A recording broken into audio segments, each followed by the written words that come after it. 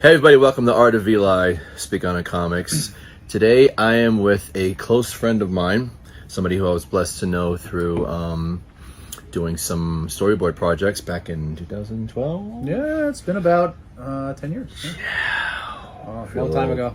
So this is my boy. He's a director, writer, actor, friend. He comes to the Comic-Cons, always supports.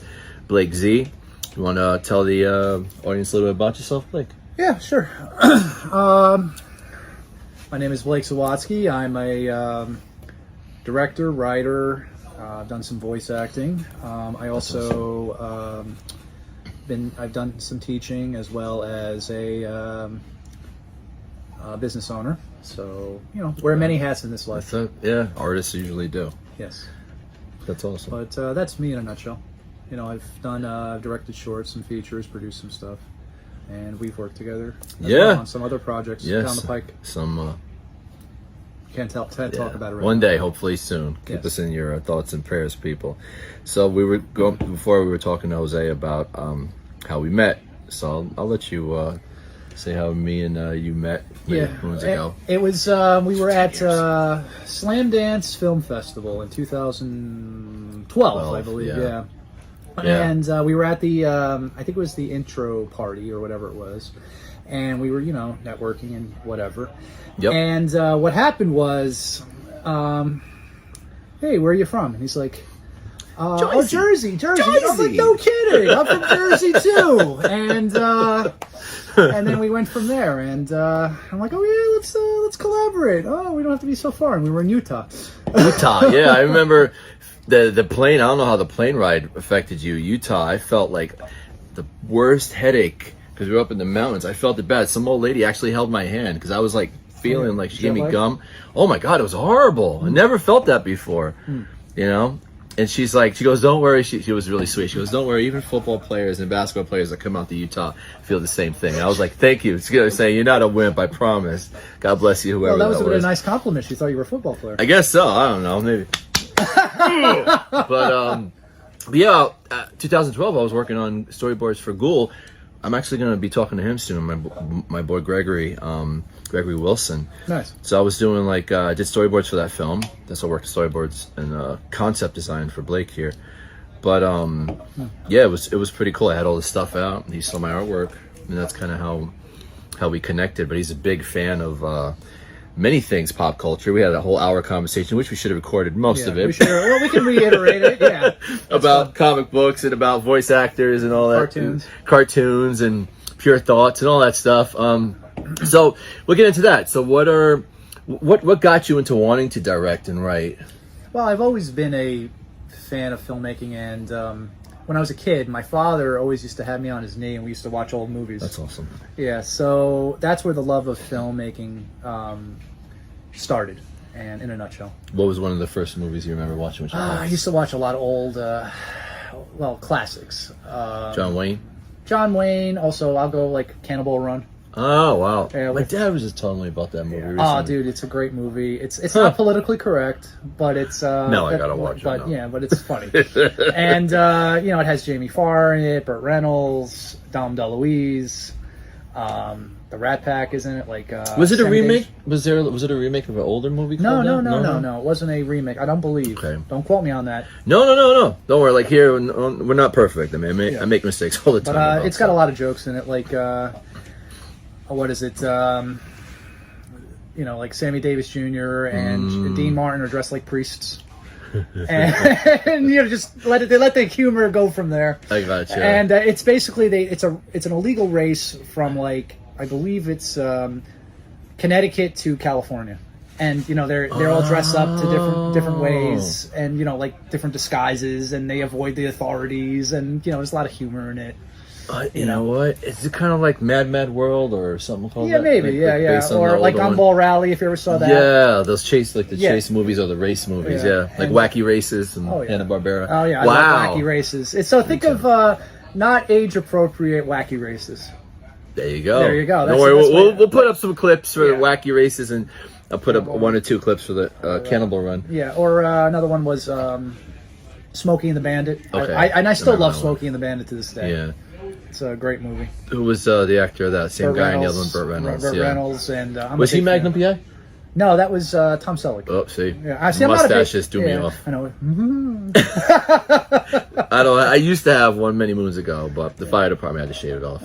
I'm sorry. Yeah, it's okay. Okay. I don't mind. I look younger. Yeah, so do I. Someone said he was 23. Yeah, I got a nice compliment the other day. Yeah, he was saying over there. I'll keep them guessing what my age is. So growing up with your pops, I got you love into movies. What about your love of pop culture? Was he into comics? No, he wasn't really into pop culture comics. What got you into pop culture? I don't know. I just fell into it. Yeah. It didn't hurt. No, hurts a wallet and a space. It was like in a wall, like right in a wall. But I didn't get it. It didn't hurt when I hit it. No, but no, I love pop culture. I love animation. I love comic books and cartoons. Like some of the things off the top of my head that I enjoy: Ninja Turtles, The Real Ghostbusters, Transformers, Batman, the animated series. My favorite shows. So many too. different things. What else? I don't know. I can go on and on. Animaniacs. Yeah, classic. Like I Which grew is up also on Hulu born now. in the '80s, grew up in the '90s. Just like me. Yeah. Yep. So millennials. That's what we are. Yeah, I think we are. Yeah, I think we are. Yeah. I'm a Looney Tune. Oh, I like Looney Tunes too. Bugs Bunny is my favorite. I sent you that text the other day about the kill the wabbit, kill the wabbit, kill the wabbit, kill the wabbit, wabbit. So, as you know, us, whoever's watching this, me and my brother Matthew, popping out with we're huge Ninja Turtle fans. Who's your favorite Ninja Turtle and why? Oh, you're putting me on the spot now. There we go. I don't know. I like them all, but if I had to pick one, if you had to be one, which one would you be? Well, I like Leonardo in the old school in the old school arcade beat 'em ups because you know what? The sword, and he also had a back attack. Yes, he was the only character that had a back attack. Like he would kick in, like when the foot soldier would come by, and then he would like do a random kick, especially in Turtles in Time. Yeah, good point. Yeah. Holy crap! I've been playing that game forever. I don't know. Yeah, that was it. And I like the one when he swings the two when you hit. Yeah, that was Turtles in Time. Yeah. Yeah, that's what I love. Yeah. Even though Donatello gets the most kills because he has a big ass weapon, the furthest one. Mm-hmm. He has the long range. Yeah. The bow staff. What about real Ghostbusters? Who's your favorite Ghostbuster? Too many. I like him so much. I always liked Egon. Rest in like peace, Matt. Ramis. I'm a Peter guy. You're a Peter guy? Yeah. Peter. Yeah, he's like, yeah. Peter guy. Yeah. Yeah, Peter was my favorite. He was a womanizing asshole. Yeah. Not that I'm not. I like, well, the funny thing with Dana Barrett, he's like, what was the one thing when he goes back and forth? He goes over and he's like, I'm blanking out right now. But just when he goes over and he's like, I'll go back to her apartment and check her out. What was that? He's like, I'll go back and check her apartment. Is that okay? Okay. But I think I like Peter because he was more the down to earth guy, like Egon, and actually the most down to earth guy was Winston. Yes, Winston was the everyman, so I'll take that back. He was the down to earth guy with the most personality. That was a little wacky, and then the other two were the scientists. Oh yeah, well I like. He always used to say, I think it was Peter was the mouth, Ray was the heart, and Egon was the brains, and Winston, I believe, was the soul. I think don't correct me if I'm wrong, but I think that's what it was. That makes sense. Yeah, and but Winston never really got the love. Excuse me, but he that he got until recently with the fan base. I would say the last 15, 20 years. Movie too. And Ernie Hudson, met him a few times. Very nice guy, and you could clearly see that he loves his fan base, and that's awesome. Very important. But Egon was my favorite because I just love the dry humor. Like when he's in talking to Janine, he goes, "You have any hobbies?" He goes, "I collect spores, molds, and fungus." Yeah. Or what was the thing? Or when speaking with Peter, he goes, "Egon, this reminds me of the time you tried to drill a hole through your head. Do you remember that? That would have worked if you hadn't stopped me." Yeah, I remember that. Yeah. But, and the cartoon, I love the looks of the characters too. Absolutely, the movies were awesome. Trivia. Do do you remember who voiced Egon in the real Ghostbusters? There were two of them. There wasn't it? No, I know Dave Coulier. No, Dave Coulier was Peter. Was Peter? Oh, and Lorenzo Music also voiced Peter, who was Garfield in the original. Garfield, yes. But do you know who voiced the Egon? Oh shoot! You know what? I don't know. Maurice LaMarche, who is most famous now for Pinky and the Brain. He's the Brain. Oh shoot! I could hear it now. Yes. Oh my god! What happens tonight, Brain? Same thing we do every night, Pinky. Same thing we do every night. Try to take over the world, but yeah. What happens tonight? And holy crap! And that's Egon. Yeah, he's Egon, and it was one of his first gigs. I read that in an interview. Wow. And his what was it? His basically he was an impression of Harold Ramis. That was his approach to the character. That was pretty good, though. Yeah, he sounded pretty close. Wow. Now I'm hearing Egon in my head. I'm like literally Brain and him are merging. Yes. And wow. The more you know. Remember those old commercials. Shh. We'll post that GIF up later today. Wow. So what about favorite comic books? Do you read comics in general? Did you stop? I stopped reading comic books. What era? I read a Blue when I was a kid, but I never stopped like with animation and stuff like that. I always enjoyed that. But when I used to read it a lot, I used to Ninja Turtles, Darkwing Duck. Darkwing's coming back. Yes, he's coming back. Yes, I look forward to seeing that. Gargoyles too. He told me. I know, sequel series. I heard. Same with X-Men. Yep. Yeah, X-Men '97. Disney Plus. All our stuff that we grew up with is coming back because it's like some of the best stuff. Best storytelling, in my opinion. I'm not going to be biased, but you know what? It was some of the best storytelling in the 90s. But see, there's evidence to it. I'm always interested to see, like, I don't want to get old anytime soon, but when I'm like in my 70s, what's going to be popping up then? Is it going to be stuff from now? Or is it going to be like, you know what I mean? Is it going to be still our stuff? Who knows? Yeah, absolutely. You know? I feel, like even the same thing, my best friend's kid, he's like showing her a lot of stuff that we grew up watching. And she's 8 years old. That's awesome. Yeah, I love. Raise them right. Yes, exactly. And I love Nadia. She's a I feel like if I had a kid, she would be. I love her that much. Oh. So, but she's like she's into like Spider-Man, like the '90s Spider-Man, X-Men. Retro Spider-Man. Now she's actually into anime and and manga. She likes what is it? Demon Slayer. No. All the kids are watching Demon Slayer. Sailor Moon. Sailor Moon classic. Wow. Yeah, which is cool. Deep cuts. And I never really watched it. I'm probably going to butcher the name. Naruto? No. Okay, I get yelled at all the time. Yeah, I never really watched it. Or Naruto. Naruto or Naruto. Yeah, she's really into that. Yeah, all the kids love that. Yeah, I don't know why. Like 900 episodes or something. Like I can't. I don't got time. I'm too busy watching the old stuff we talked about and some of the new stuff. So, but yeah, she's really into that. And I joked with Harry, her father, and I go, "You're not a big anime guy. Where did she learn that?" And she goes, "Oh, from school." So you're right. So a lot of I've joined a ton of those things. I did summer camp for the city this last couple of weeks, and so what I did for the end class, we wrote. I had any kid that wanted a drawing from me, and I drew a lot, like 90 to like 50 drawings per class, and a lot of them were Naruto or Sasuke. I don't know. Sasuke, that's the black-haired kid from Naruto. I'm learning. See. And you drew it really well. Yeah, and quick because I had like only 4 hours and tons of kids, and you're a very talented artist, and I try, brother. And you adapt very quickly, and I'm nothing but good things. But thank you, brother. I appreciate that. I always say, survival of the fittest wasn't who's the strongest, but it helps, right? But also who's the most adaptable. Black Panther. What is it like that? Yeah. So but that's awesome. Yeah. What about favorite animation? Did you talk about animation twice? Too many to name. Let's go. I'll name a couple off the top of my head. Favorite animated film? How about favorite animated film? There's too many. Or anime. Animated film. We'll go with Batman: Mask of the Phantasm. Perfect. I love. We just talked about that too. Yes. Andrea Beaumont. Yes, Andrea Beaumont.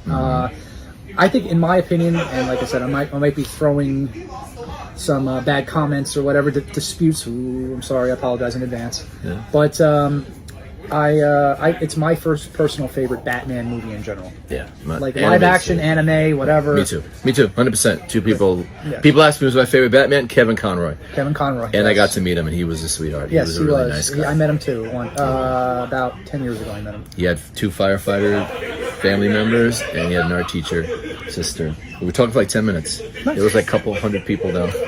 Oh wow. Yeah, it was awesome. It was good. Cool. I say never meet your heroes, but you know what? With that, I was just expecting a signature, but he ended up giving me a memory. Yeah, so thank you, Kevin. I appreciate that. Very down Probably will never see this, but appreciate it. Yeah, maybe you will. You never know. So, the more you know. But the more you know. But no, you're very down to earth man, and when I met him, and as well, and I'd love the chance to work with him in the future. It's a great guy and great Batman. But yeah, I love the storytelling. Between there's like a great cast in there. Like let's say Mark Hamill, Abe Vigoda. Yep. Arlene Sorkin. Yes. Who else? You had Ron Perlman was Clayface. Well, that was the animated series, yeah. Yeah. I love the cast. I was in the animated series, like Adrienne Barbeau, Paul Williams, who was the Penguin, who was Little Enos in Smokey and the Bandit. We were talking about that recently. Yeah. His name was Little Enos. Little Enos, yeah. Okay. Little Enos, that was the joke. Little Enos, Big Enos. That was because they had the little big guy, the little guy and the big guy. So it was like, okay, yeah, and it's like they had matching suits, which is hilarious. The jokes write themselves. but hell of an actor, and he's also, I believe, he's a singer or songwriter too. Yeah. No, Paul Williams. Yeah. My mom remembered him. My mom saw a picture of him. She goes, "He was a singer." I'm like, "Penguin?" Yeah. She's like, "Yeah." I was like, "Holy shit." Yeah, and it's I love that show. I can go on for hours with that. We gotta do another show on that. Absolutely. Batman animated series is something we can talk about. Yeah. Like, don't even get me started. I'm not gonna get started. I'm just not. Okay. So we can have like an anthology here. There you go. Well, you know. So when it comes to writing, going back to like what you do, where like what do you find is the best like way that you start a project? Well, you have the best mindset you can get into, right? Is it like art? Well, you have to find something that you can relate to, and I've always been always a fan of making a great character and making it relatable to the audience, and being able to, because you can have the biggest and best character in the world, but if an audience member cannot relate to it, it's meaningless. In my opinion. No, 100%. 100%. And I always like to make characters who are diversive and also good, just good, and has multiple layers in general. Yeah. I'm a big fan of that. It doesn't matter what background they are, as long as they're just an interesting character that you want to go along with this journey and learn with them, and have the audience go on that journey with you. It takes a lot to build a world. And if you have in my opinion, if you have a great foundation, as far as the mythology, how the characters would act, where can you take those characters? If you build that groundwork, then you can expand on it as much as you would want to, and you have that because you built a strong foundation with that. That makes sense, yeah. Because when you watch movies or read a book and the character's flat, it doesn't really connect. No matter how much special effects you have or good art you have in a comic book, if the character's not interesting, you don't care. Yeah, exactly right. And and I also feel that things need to be organic. Yeah. And if it's forced, and you have to, and this goes back to just in general, if you have to explain something, it doesn't work. Yep. You know what I mean? Like, oh well, I had the best idea in the world, and maybe you didn't understand it, but here, I'm going to explain it to you. Well, if you didn't explain it on the page, whether it's a drawing, whether it's storytelling, or whatever, it doesn't work. You have to reevaluate your approach. Flow, like naturally. Yeah, exactly that makes sense. So all you kids out there, writers, make it flow. Exactly. And I recently wrote a animated series pilot that is doing the festival routes right now, and you also helped with that as well, and been very blessed and very grateful with that. It's fun. And I'm going to be going to Burbank. Nice. At the in September too for the Burbank International Film Festival. Very cool. Official selection for that. Keep us in thoughts. I'm very grateful for that, and many thanks to the staff with Burbank, and look forward to meeting them in September. Cool. He moves around much as me, so he's definitely, he doesn't stop, this guy. No grass grows under our feet. No. Yeah. No. I don't know. I'm sure you're the same way. I haven't been bored in 20 years. Yeah, you know what? I had this conversation with somebody literally yesterday. I don't remember what boredom was. Maybe since I was a kid, or maybe I was trying to figure out what I liked. But even then, I'm still reading, drawing, watching cartoons. You know, Boredom and me, we haven't talked in a very long time, and I'm glad we're separated. Yeah, and I'm very grateful and very blessed that you have things constantly going. Whether it's artistically or with my my small business or something like that, or just in general. It's you with your endeavors and teaching or whatever. You've got a lot on your plate as well. Yeah. Even you and I going back and forth for like months. We got to catch up and hang out. Okay, get our schedules together. all over the place. And, we finally made it happen. There you go. It worked out. So any advice you want to give in general to anyone that wants to write or produce or direct? Well, it's not easy. It's not for the weak of heart. Never stop creating. Never stop creating. I had to step away for about 4 years for personal stuff, but recently got back into it, dipped my toe, and nice. Was very grateful with what we're doing right now. But my advice is never stop creating. Always be the learner. Yes, have an open mind. It's important. If I always say, it sounds cliche, but if you want to be a good leader, you have to be a good follower too, and you have to listen. I agree. And be open-minded. Do not be judgmental with things. Fly. Look at that. He Mosquito.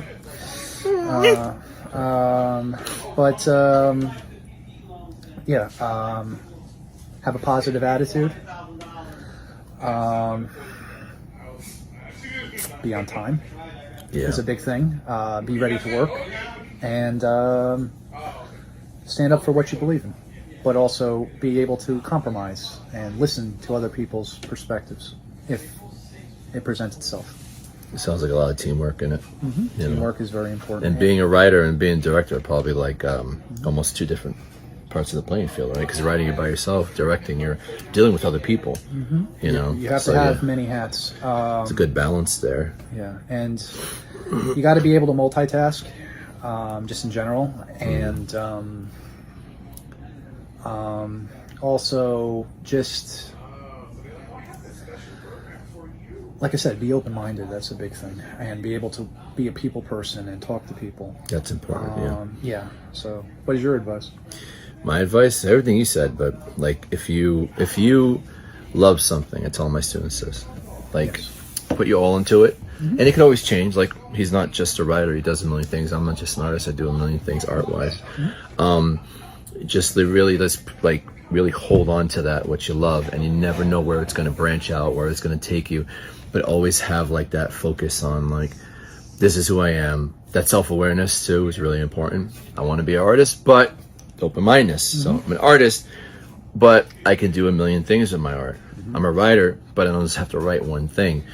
You know what I mean? And that is how you never get bored, because you're constantly doing so much with the talent that God gave you. So I tell my students too, just be aware of what you like, try it out, don't give up on it, do it for the love of it. And people do everything for money. We're not Bruce Wayne yet. You know what I mean? Millionaires, Bruce Wayne and Groot, but I ain't Groot. But at the same time, know you're doing it out of love, and you're doing it because you love doing what you do. Because some people make $1 billion, hate what they do, and they hate everything. I've always, and you can contest to this, there's a lot of people that can do a lot with a little bit, or have a lot and cannot do nothing. Good point. I'm sure you've seen that with that. Everything, every job I've been at. Exactly. And also, like I said, be grateful. Gratefulness. Yep.